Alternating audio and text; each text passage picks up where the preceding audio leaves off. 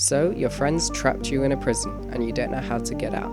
But what if I told you there was a way to break out of any prison no matter how secure they are? This is done using a stasis chamber, which essentially teleports anyone out of anywhere using an enderpearl. But the downside to this is if you die, the enderpearl disappears.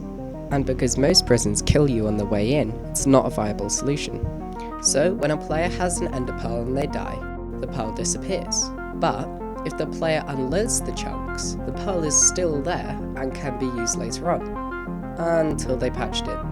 But don't worry, because another exploit was found. As you know, a chunk is 16 by 16 blocks, and if you pass an item through another portal, it loads a 5 by 5 chunk perimeter around the portal, and the chunks around those are called lazy chunks, and enderpearls don't despawn there when you die. So now we need to make a machine that can use chunk loaders with stasis chambers and some form of wireless redstone, so now you can escape any trap alone. So to start, you build another portal at the side of one chunk, and then you need to follow this pattern to make another portal chunk loader. And then what you need to also do is you need to have a cactus with a slab on top of it, so that will destroy the minecart as it goes through. Then just place the rails down, and now what you need to do is you need to divide these coordinates by 8, and then build another nether portal which have those exact coordinates.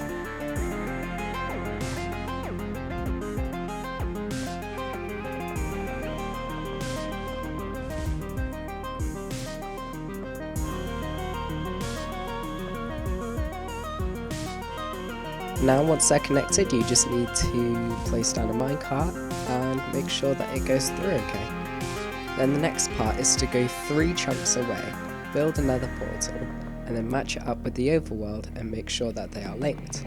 The next step is to use this counter circuit, which works by passing items through a dropper and a hopper, then resetting it when the circuit is full. So just very simple, just copy the design that I'm showing here.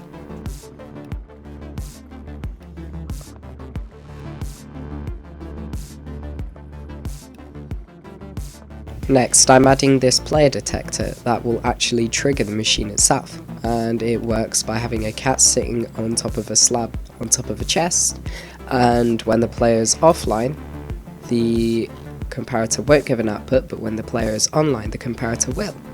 So this is a really useful way to do wireless redstone. Back in the overworld, you just need to copy this design for the actual receiving of the item being passed through the portal, and then just use this circuit to do like an auto dropper. Then from the auto dropper we actually have to connect a stasis chamber, and the design I'm pretty sure was made by Hyder, but correct me if I'm wrong in the comments.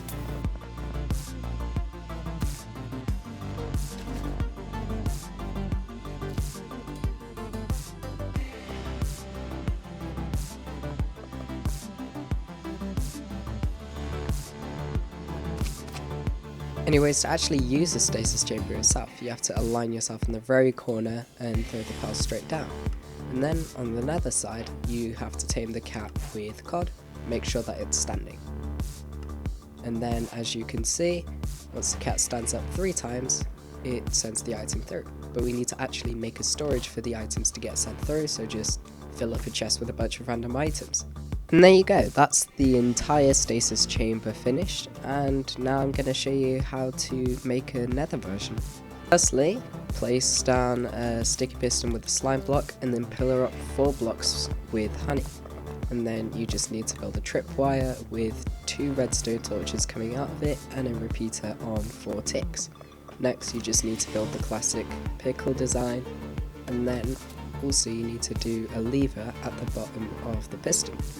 Then just grab an ender pearl, align yourself, throw the pearl down, and then it should be bouncing up on the slime block itself. And to trigger it, just hold down the piston. For the end exploit, I removed the circuitry on the stasis chamber and moved the pickles up by 1 block.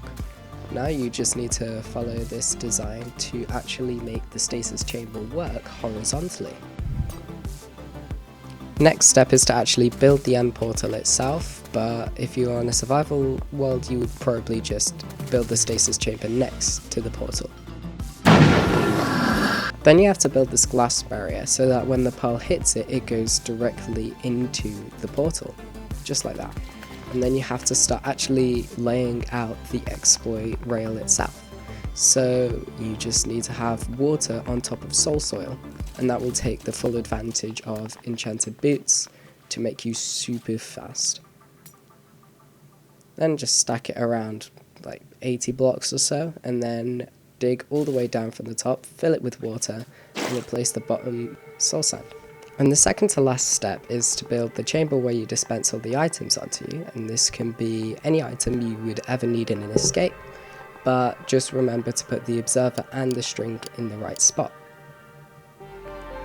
Finally, dig out a little area to place your dolphin. You don't have to name him Gerald, but I did. And the dolphin's grace will make you swim faster than I'm descending into insanity recording this. So the last step is for you to actually fill up an entire dispenser filled with Depth Strider 3 and Soul Speed 3 netherite boots. Then, when you throw an ender pearl into the stasis chamber and it activates, you're instantly sent to the end, and then you can zoom by, swim all the way up, collect the items, go through the end, and then you're in the overworld with your items at your spawn point. So, thank you everyone so much for watching, and I'll see you in the next video. Bye bye!